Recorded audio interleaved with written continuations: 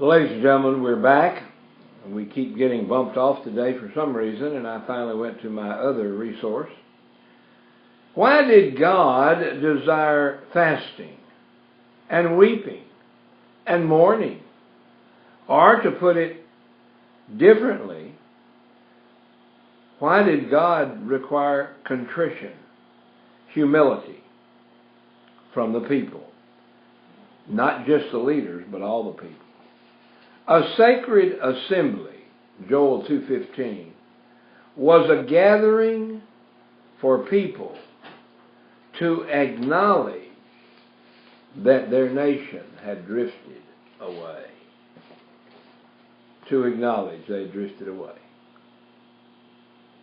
And so,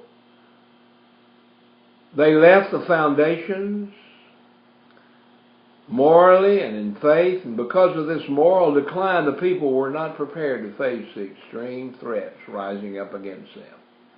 And we're not ready either. God wanted His people to understand that their internal threats, moral decline, Al-Qaeda, Islam, were far greater than their external threats. God ordained in that hour of history that prayer would serve as the only way of escape from the mounting trouble. Why? Because only God had the power to solve both the internal moral decline and the external economic and military threats. All three were unsolvable by human means and by human solutions. And so, we're coming together, folks. I hope you'll join us. The ranking minority member in the Senate Intelligence Committee, this is a leader, believes there are terrorist cells in the United States of America, similar to the one that attacked a French media outlet that you just heard about, killing more than a dozen people in revenge for that media outlet printing cartoons about the Islamic prophet Muhammad. Well, ladies and gentlemen, I'm not going to give you a cartoon, but I am going to say to you, the prophet Muhammad was and is a pedophile burning in hell because he left this world without Jesus Christ. He went into hell.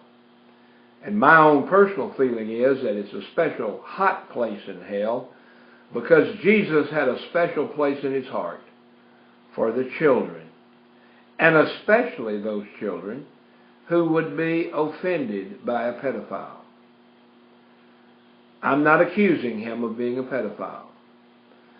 He wrote about his own pedophilia in his own documents. Well, that lady who is head of that committee, Senator Dianne Feinstein, from here in California said, and I quote her, "I think there are sleeper cells not only in France but certainly in other countries. And yes, in our own United States of America." She said this calls for vigilance. Hopefully, she said, we can be more active in terms of doing those things which enable us to find terrorists, see who they are, communicating with, and to track that down. Ms. Feinstein seems to ignore the fact that her Democratic Party and their White House has refused to secure our U.S. borders, allowing that infiltration. While some 40 world leaders were marching with thousands of others in unity in France against Islamic terrorism, Barry Soetoro, the occupant of the Oval Office, snubbed the very event by staying home to watch the NFL playoffs. According to the UK Daily Mail, sending lame duck Attorney General Eric Holder instead. Holder also skipped the rally, but appeared on several U.S. morning television shows. The Daily Mail wrote, and I quote, "The U.S. was represented at the march only by Jane Hartley, the American ambassador to France, who is unrecognizable to most Americans, let alone to the rest of the world." How many of you would recognize Jane Hartley? The Muslim in the White House, the president, is often immersed in symbolism to show compassion. This, however, would have been a show against his mighty Islamic Brotherhood of Muslims. The march in France, whether the U.S. showed up or not, would never have had to occur if France would have secured its own borders against Islam. A mistake soon to reveal itself in the United States of America.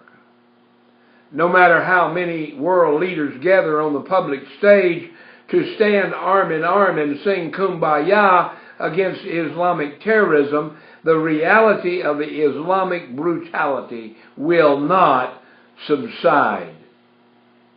Islam is a political system that uses religion to marshal its forces to bring others into submission to it. Islam, wherever it is incompatible with an enemy and is an enemy to freedom. Look at the heads piled up wherever they go. And anyone with any sense at all can see that it's not a religion, let alone a religion of peace. It is not a religion, nor a religion of peace. France is an example of what happens when so-called peaceful Muslims were allowed to colonize a Western democracy. The radical elements grow stronger as the population settles. The same is happening in America. The American president's Islamic Marxist worldview, Obama, sees America as something so degenerate that it must be remade. Remember his change? The president was not born or raised in America. That's been proven. And if you'd like to see the evidence, go to this website, Where's Obama's birth certificate.com. And if you look at that birth certificate, and you look at that evidence, you'll know he was not born or raised in America. He is a hireling, not a shepherd.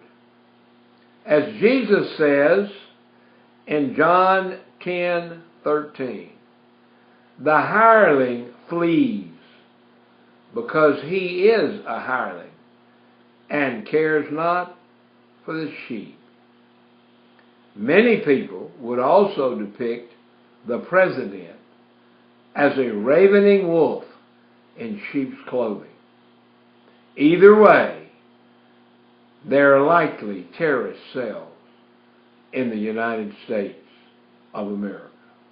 Many in the highest places of spiritual wickedness. Ladies and gentlemen, I would encourage you on a regular basis to go to Mr. Bill Wilson's Daily Jot. I read it every day. And I quote it almost every day on my show. It's called The Daily Jot. You can go to thedailykjot.com, I believe it is, and I keep forgetting that, but I believe it's thedailykjot.com. Get to the last page over here. And I'll make sure that, Mr. Bill, I don't want to give them a false one. Dailyjot.com. Dailyjot.com. And I would encourage you to go there and put your email in, and he'll put you on his email list. Won't charge you anything, take you off if you want to, and so forth. Now, there is a special report, and if you want to pay a little bit to get that, you can get that as well. But I want you to go to the Daily Jot. I get it every day. The Daily Jot is a daily, that's why he calls it daily, a daily report and analysis of current events, even in France. But it is from a biblical and prophetic perspective, not just the news. When writing about God, not Allah, Buddha, or something else, but when writing about God and Jesus, Mr. Wilson at the Daily Jot means Yahweh and God and Yeshua HaMashiach as Jesus. Those are the actual original language names for Yahweh, God, and Yeshua HaMashiach. And the true nature of them is found in their names. We encourage you, pray for Bill Wilson and the Daily Jot and get your own copy of it. Go with us on the 23rd and 24th to Baton Rouge, Louisiana. And then before we close, I want to give you one other event that's coming up. On the 5th of February, the Wiley Drake Show will be on location, broadcasting from Pensacola, Florida. We'll broadcast on the 5th and the 6th and the 7th and the 8th. And then on the 9th, we're going to the courthouse. We're going to the courthouse to stand with a man by the name of Kent. He has been placed in jail over 8 years ago for something he did not do. He is an innocent man. His name is Kent Hovind, K-E-N-T-H-O-V-I-N-D. Look him up, check him out. Go and hear Dr. James David Manning's 1-hour interview with him, and you'll find out what a godly man he is. Very godly, Christian, pastor, husband, father, and I think now grandfather. But if you'll send me an email, I'll send you a picture of his family and send you a picture of all of that. But we're going to go down there on the 5th, 6th, 7th, 8th, and the 9th. And we're going to pray with and pray for. We're going to visit in the jail there as the Lord opens the doors for us. And we're looking forward to the day when Kent Hovind will be out of jail.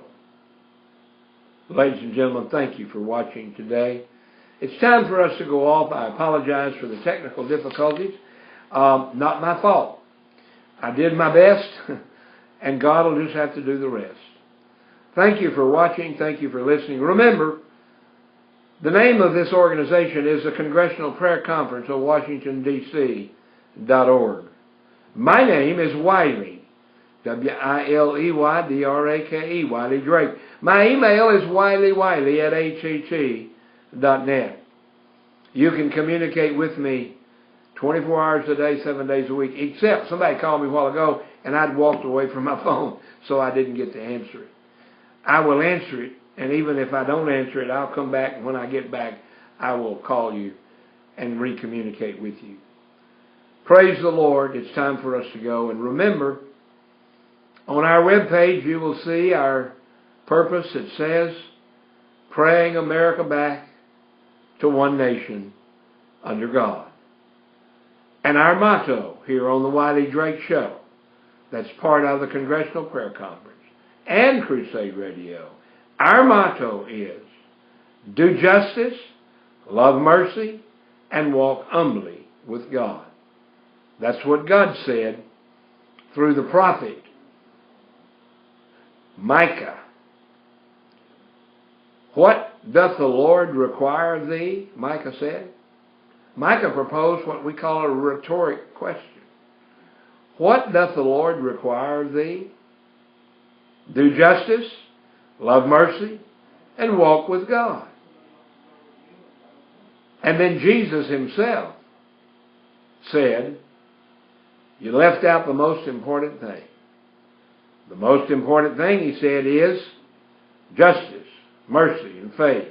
The same three things that Micah had said. So may God bless you, may God help you, and have a great, great evening.